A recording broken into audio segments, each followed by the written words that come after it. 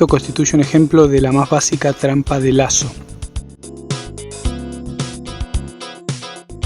Como vemos, tenemos aquí un palo al que está atado una tanza o sedal, el hilo que se utiliza para pescar. Hicimos una pequeña muesca para que quede bien agarrado, con un nudo que podría ser corredizo, por ejemplo, pero preferiblemente debería ser fijo. Y si llegamos a observar, pongo la mano para que haya un poco de contraste, hay un lazo hecho con la tanza. Que no se vea es bueno, precisamente porque significa que está camuflado. Tradicionalmente este tipo de trampa se hace con alambre, pero la tanza es algo que preferimos nosotros porque es muy liviana y es bastante resistente. Bueno, esta es el lazo más básico. Usamos en este caso una ramita para mantener abierta la tanza, un nudo corredizo, lo que significa que si un animal de pequeño tamaño pasa por abajo, quedaría atrapado a nivel del cuerpo, del cuello, por este lazo. Si es un animal más grande, quedaría atrapado por la pata.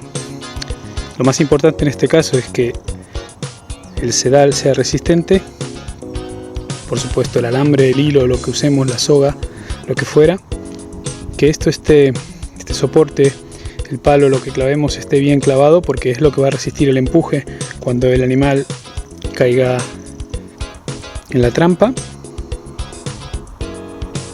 Que los nudos sean fuertes y resistentes, que tengamos una cierta marca para atar la tanza o lo que usemos, para que no se deslice en caso de que algún animal caiga en la trampa. Y después todas las medidas tendientes a camuflar la trampa del olor y a nivel de la vista. Con esto sería lo suficiente para tener una trampa básica montada. Entonces, si alguien se enganchara por ahí, como vemos, se cierra.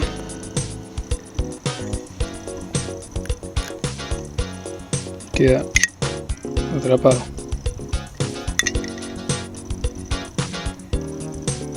Esta es la trampa más básica que existe con lazo.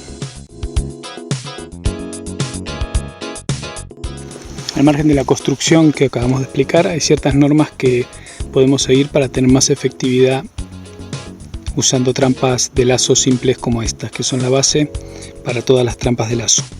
Lo primero a tener en cuenta es más o menos la distancia del lazo del suelo, que para animales chicos como conejos o de tamaño similar tiene que ser aproximadamente 4 dedos de la parte de abajo del lazo. Como vemos, podemos usar ramitas para mantener el lazo abierto. Hay que tener en cuenta que los conejos, por ejemplo, se desplazan a saltos, y cuando hay obstáculos evidentemente lo van a saltar. Si nosotros ponemos la trampa en un paso normal de este tipo de animales, con un cebo o algo que los atraiga, y ponemos un obstáculo, el obstáculo tiene que estar aproximadamente a una mano de distancia de lo que es el lazo, para que si saltan vayan justo a caer al lazo. Si lo ponemos, por ejemplo, a esta distancia, bien pegado al lazo, es probable que salte por encima del lazo y no nos serviría la trampa. Después, la anchura del lazo aproximadamente tiene que ser de un puño, en el caso de animales chicos como acabamos de mencionar, y evidentemente el tamaño va a variar y vamos a hacerlo más grande con animales más grandes. Tiene que ser también proporcional la resistencia del palo al que esté atado, porque un animal cuando se encuentra herido va a usar todas sus fuerzas para intentar escapar. Evidentemente nosotros usamos un palo porque, bueno, es lo más complejo, digamos, pero claro, también podemos usar una piedra para atar este lazo, cualquier cosa que encontremos en la naturaleza, incluso un arbolito, algo que ya esté anclado al piso, mejor todavía.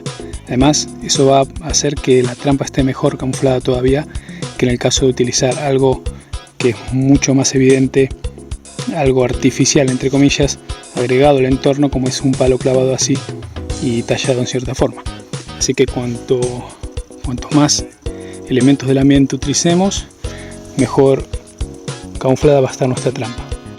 Como dijimos, los elementos siempre tienen que ser sacados del entorno, no solo por una cuestión de camuflaje visual, sino por una cuestión de camuflaje olfativo. Si este palo, por ejemplo, no fuera de las plantas o sacado de los árboles que vemos aquí, fuera sacado de un bosque de otro tipo, el animal muy posiblemente lo va a detectar por el olor.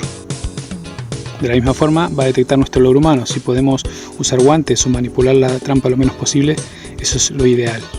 Además de eso, en cualquier caso, podemos, como dijimos, ocultar el olor. Además de las normas que ya mencionamos, podemos usar, por ejemplo, humo para camuflar el olor, que aunque no es algo normal en la naturaleza, por decirlo así, los animales conocen el olor a algo quemado y no los asustaría tanto como el olor a ser humano, a otro animal, lo cual para ellos es potencialmente un predador.